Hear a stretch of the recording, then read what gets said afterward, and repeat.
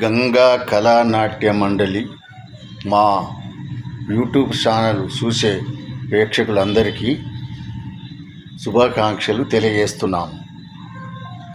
ఇంత ముందుగా ఎందుకు తెలియజేస్తున్నామంటే,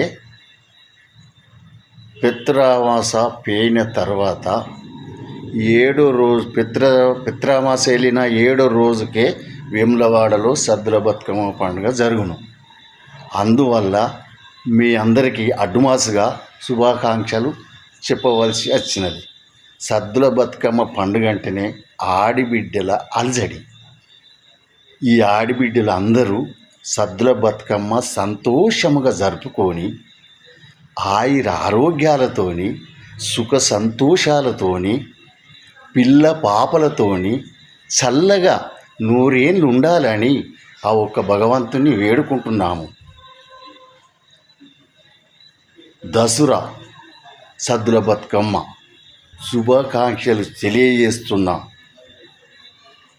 రామసాంగ్ పటేల్, గంగా కళానాట్య మండలి రామసాంగ్ పటేల్.